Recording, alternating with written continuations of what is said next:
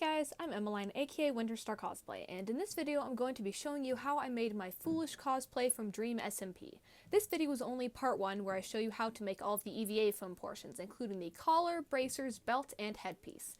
This cosplay was a lot of fun to make, and I'm excited to show you all how it came together. First, I had to create my design. Foolish Gamers' skin is interesting, so I had to take a lot of creative liberties with it to create a genderbent design that I was happy with. I found a lot of cool fan art to get ideas from, and then I added my own spin on it. The first EVA foam piece that I made was the ancient Egyptian style collar. I used measuring tape to get the measurements on my torso and shoulders, and then used those measurements to make a rough sketch of the pattern I would need to make. I then drew out the actual pattern on printer paper reused from a pattern misprint and cut it out. I laid it against myself and then made some adjustments as well until it looked how I wanted it to. Next, I traced the pattern onto thick EVA foam. I believe that this foam was 8mm thick. I traced the pattern twice separately and then once together with the pattern lined up against the center line. I then cut it out using a sharp box cutter knife, and I ended up with 3 collar pieces, 2 for the back and 1 joint piece for the front. At this point, I taped everything together and did a quick fitting test. After some adjustments, everything looked good and it was time to glue the pieces together. For this, I used contact cement, making sure to wear proper safety equipment. I put contact cement along the 2 shoulder seams and used a piece of scrap EVA foam to spread it out. Once the contact cement dried, I pressed the different pieces together so now everything was connected. Now it was time for details. Since Foolish's character is a totem of undying, I decided to make that the main centerpiece of the collar. I sketched it out on paper and then folded the paper in half along the middle and then cut it out. That way it was symmetrical on both sides. Next, I traced it onto 2mm EVA foam and used my box cutter knife to cut it out. To make sure I would know where to put all the details on the collar, I first traced on the totem of undying in the center, then used a Sharpie marker to sketch on all the details I wanted. This is what the collar looked like with just those details loosely sketched on. To add the thickest line details, I first cut partway through the foam at an angle, going from the top of the collar all the way down to the bottom. I then switched to the other angle to carve out a small, long, triangular piece of foam all the way down the collar. When I took the foam piece out, I was left with a cool, distinct line. I repeated this process all around the collar, making it symmetrical on both sides. For the rest of the details, I simply scored the foam, cutting only partway through it with my box cutter knife. I used this method to add a lot of different details along the collar. And then to get these details to open up, all I had to do was apply heat to it with a heat gun. I used my heat gun all over the surface of the collar, opening up all the details and sealing the foam as well. Once that was done, it was time to add some raised details. To do this, I'll be using dimensional fabric paint. I drew in lots of swirly little details all over the collar. This is what it looked like with all the swirly bits drawn on. Fabric paint also needs to dry for 4 to 6 hours, so make sure if you are doing this that you let it sit for a while. Next, I needed some way to keep the whole piece on. I opted for Velcro. I hot glued 2 pieces of Velcro to the underside of the back of the collar, making one attachment at the top, another at the bottom. This way I could easily get it on and off. Now for more details. I used hot glue to attach the totem of undying, which I also scored and heated to add more details to. I also cut a bunch of tiny diamonds out of EVA foam, hot gluing each one of them into the little segments of the collar. At this point, the collar wasn't really holding the shape I wanted over my shoulders, so to fix that, I cut 2 small pieces of 4mm EVA foam out and hot glued them underneath the shoulder seams, holding it in the shape I wanted until the glue cooled. That way, it held the curved shape much better. This is a technique I learned from Kamui Cosplay's videos.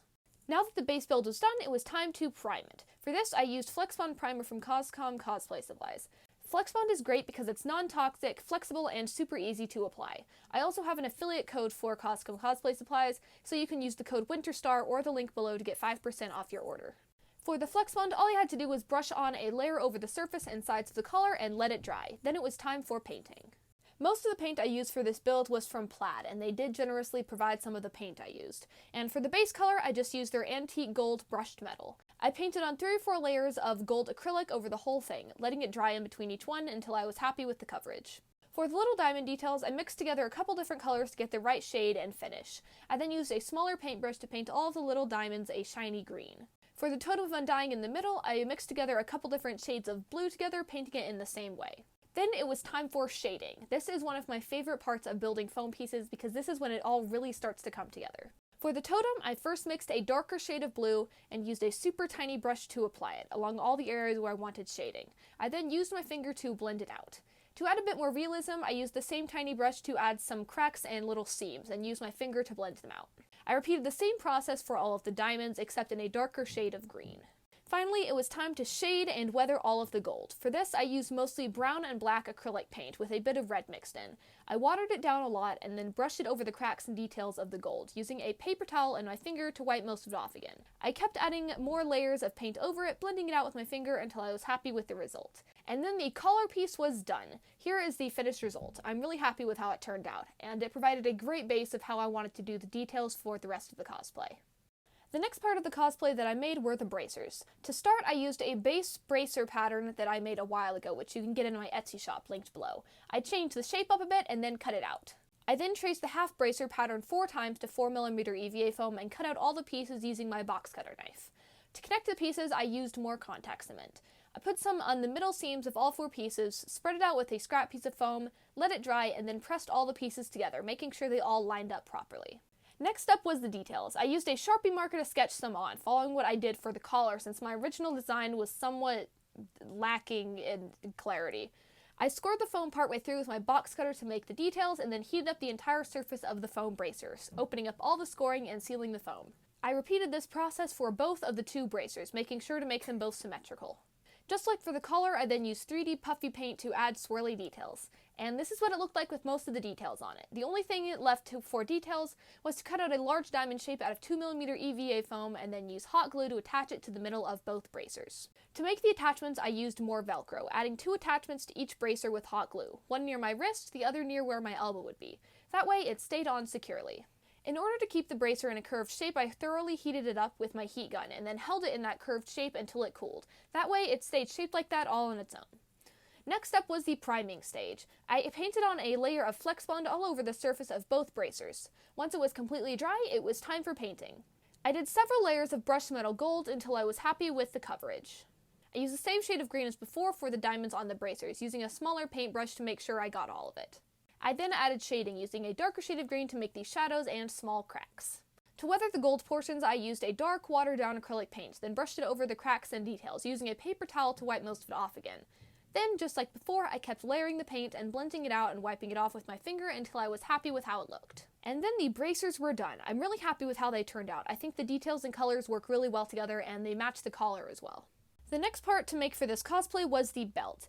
The original sketch for it was, again, pretty lacking in any details or anything, so I pretty much just made it up as I went. I made a quick pattern out of paper, then traced it onto 6mm EVA foam. I then cut it out using my box cutter. I spread contact cement onto the center lines for both pieces, let it dry, and then pressed them together. That made the front of the belt. To make the back, I first measured it around myself and cut it to the correct length. I then hot glued Velcro to both sides, which made a super quick, easy attachment. Now for the belt's details. Just like for the other pieces, I started by sketching on ideas using a Sharpie and then scored the foam with my box cutter. Next, I heated the entire belt using my heat gun, sealing the foam and opening up all the details. Then more 3D fabric paint, adding the same little swirly details all over it. Finally, I hot glued on some more tiny diamonds to the front. Then it was time for priming and painting. I painted on a layer of Flex Bond over the entire surface and sides, let it fully dry, and then moved on to painting. I did a lot of layers of gold acrylic and then painted the small diamonds in the center with green and blue to tie the whole design together. I did the shading with the same method of watered down paint that I brushed on, then rubbed off again until I was happy with the look and it matched the rest of the foam pieces. I also, again, added shading and cracks to the colored bits in the middle. And then the belt was done as well. It's a pretty simple piece, but I'm really happy with how it looks.